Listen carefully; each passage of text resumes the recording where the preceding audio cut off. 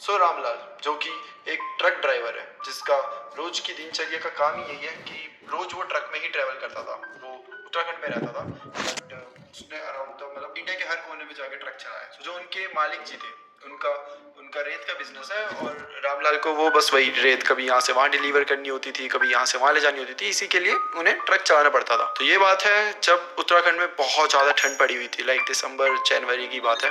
तो रामलाल जी उन्होंने ट्रक से डिलीवरी कर दी है जहाँ पे भी देनी थी, और वहां से अब वापस उत्तराखंड अपने घर की साइड वो आ रहे हैं। तो ट्रक में भी ऐसा कुछ नहीं है, और वो नॉर्मली आ रहे हैं। काफ़ी टाइम बाद आ रहे थे, मेरे ख्याल से 10-15 दिन का गैप था जब वो अपने घर से गए थे, और 10-15 दिन बाद वो फाइनली अपने घर पे आ रहे हैं। तो वो काफ़ी एक्साइटेड थे, और मतलब काफ़ी उनके दिन भी बहुत ज़्यादा ऐसे टायरिंग से थे। ये जो 10-15 दिन थे, पूरा ट्रक चलाना था ये वो, तो वो मतलब अब चाहते थे थोड़ा सा ब्रेक ले, आराम से रिलैक्स रहें, घर वालों के साथ थोड़ा सा टाइम बिताएं। और फिर उसके बाद उनका प्लान था कि मतलब वही 7-8 दिन का मैं ब्रेक लूंगा, और उसके बाद फिर वापस जो डिलीवरीज ये सब करनी है वो कंटिन्यू करूंगा। तो ठीक है, रामलाल का मूड काफी अच्छा था क्योंकि फाइनली वो घर आ रहे हैं, और वो खुशी खुशी अपने घर की तरफ आ रहे थे। तो आते आते उन्हें काफी लेट नाइट हो गई थी, लाइक रात के करीबन 1 बज रहा होगा जब वो आ रहे थे। हर जगह कोहरा ही कोहरा था, इतना इतना कोहरा था उस दिन कि मतलब ढंग से दिख भी नहीं रहा था आगे क्या है।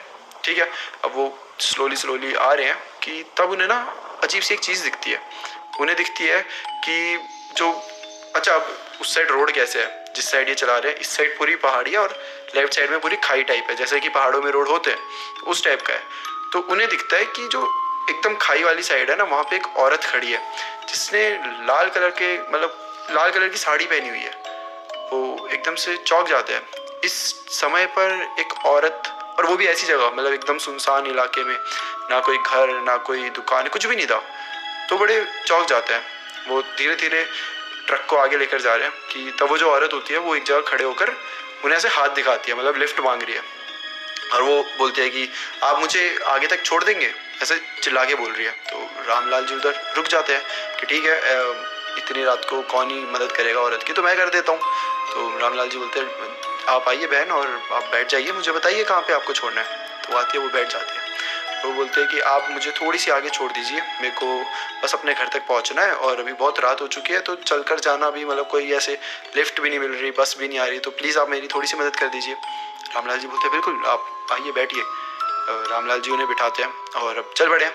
फिर रामलाल जी उन्हें पूछते हैं कि आप इतनी रात को कहाँ पर, मतलब आप क्या कर रहे हो इतनी रात को यहाँ पर। जिसपे औरत बताती है कि मुझे मेरे घर पे जाना था, बट जो बस थी जिससे मुझे जाना था वो मुझसे मिस हो गई, और बस मिस होने के कारण मुझे अकेले जाना पड़ रहा है। रामलाल जी पूछते हैं तो आपने दूसरी बस क्यों नहीं ली। तो वो औरत बताती है कि बस वो आखिरी बस थी जो इस समय आने वाली थी, उसके बाद कोई बस थी नहीं, अब तो सुबह आएगी, और सुबह तक मैं क्या ही करती, तो मैं बस जा रही हूँ अकेले। रामलाल जी को बड़ा अजीब लगता है। रामलाल जी पूछते हैं तो आप जाना कहाँ चाहती हो एग्जैक्टली। जिस पे औरत कुछ नहीं बताती, बस वो यही बोलती रहती है कि थोड़ी सी आगे आप मुझे छोड़ दीजिए, थोड़ी सी आगे। रामलाल जी को अपने आंसर्स नहीं मिल रहे, तो उन्हें बड़ा अजीब सा लग रहा है कि थोड़ा सा आगे मतलब कहाँ पर, कितनी आगे। रामलाल जी को अपने आंसर नहीं मिल रहे। उन्हें उन्हें जानना है कि आखिर ये औरत जाना कहाँ चाहती है, आई कहाँ से है, इतने टाइम में कर क्या रही है, बट कुछ भी क्लियर आंसर नहीं थे। बस वो यही बोले जा रही थी कि बस मिस हो गई, आखिरी बस थी, और ये वो। जब भी पूछो कहाँ आपको छोड़ना, कहाँ एग्जैक्टली आप मुझे बता दो, मैं वहीं छोड़ दूंगा, बस थोड़ी सी आगे आप छोड़ दीजिए। ऐसे कर करके करीबन 1 घंटा हो जाता है, और वो बस यही बोलते रहती है थोड़ी सी आगे, थोड़ी सी आगे। वेल फाइनली अब एक समय आता है जब वो बोलती है कि अच्छा ठीक है, मुझे मुझे यहीं पे उतरना है। रामलाल जी ट्रक रोक देते हैं कि अच्छा बहन, आपको उतार देता हूँ। तो ट्रक रुका है, और रामलाल जी ना ध्यान से आगे पीछे देखते हैं। अच्छा इस टाइम फॉग भी बहुत ज़्यादा है, तो इतने अच्छे से दिख भी नहीं रहा कुछ, बट रामलाल जी देखते हैं कि आगे पीछे कुछ भी नहीं है। मतलब वो एक खाई जैसे नॉर्मल एक रास्ता होता है, नीचे खाई, बस वही है, कुछ भी नहीं है, ना आगे ना पीछे। बट हाँ, जो लेफ्ट साइड है वहाँ पे एक बड़ा सा पेड़ होता है, बड़ा सा एक विशाल पेड़। तो वो औरत उतर के उस पेड़ के नीचे चली जाती है।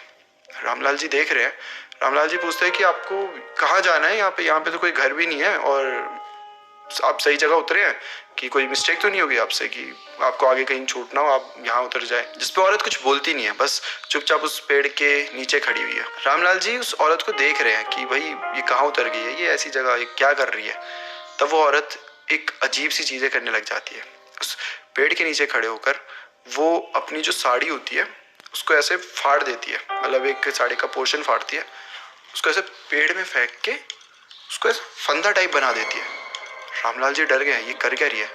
और वो रामलाल जी को देख के हंस रही है, बहुत क्रीपी सी स्माइल दे रही है, बहुत बहुत ऐसे डरा देनी टाइप स्माइल है वो। उसे देख के हंसे जा रही है, हंसे जा रही है, हंसे जा रही है। रामलाल जी बहुत ज़्यादा डर गए, वो रोकना चाह रहे हैं लेकिन वो ट्रक से नीचे भी नहीं उतर पा रहे क्योंकि वो इतने डर गए कि कर क्या रही है। वो बोल रहे हैं कि बहन तुम क्या कर रही हो, बहन ये क्या कर रही हो तुम ठीक तो हो, तुम आओ वापस, तुम्हें घर छोड़ देता हूँ, तुम क्या कर रही हो।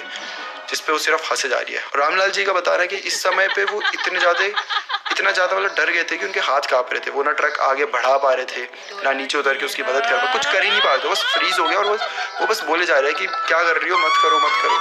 और यही देखते देखते वो औरत उस जो उसने फंदा टाइप बनाया होता है उस फंदे के अंदर अपना गला डाल देती है और वहीं लटक जाती है, वहीं वो ऐसे झूलने लग जाती है। और वो फिर भी पूरा झूलने के बाद भी रामलाल जी को देख के हंस रही है, वो बहुत जोर जोर से हंस रही है। उसके हाथ पैर पूरे ऐसे तड़प रहे हैं, लड़की के पूरे तड़प रहे हैं, जैसे सांस नहीं आती तो कैसे तड़पता है। पर जो उसका चेहरा होता है उसमें बिल्कुल भी तड़प की मतलब एक शिकंज भी नहीं होती।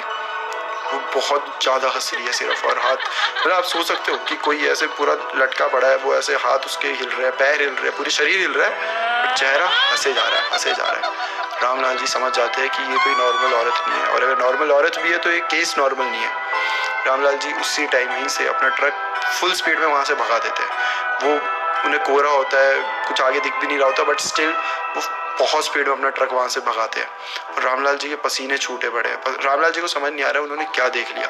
1 घंटे से जिस औरत के साथ वो बात कर रहे थे, क्या वो सच में औरत थी, और अगर औरत नहीं थी तो क्या थी? क्या उसकी दिमागी जो हालत थी वो सही नहीं थी, या फिर वो कोई प्रेत आत्मा? ये सब सवाल रामलाल जी के दिमाग में घूम रहे हैं। और जितना वो सोच रहे हैं उतना ही वो डर रहे हैं, उतना वो कांप रहे हैं।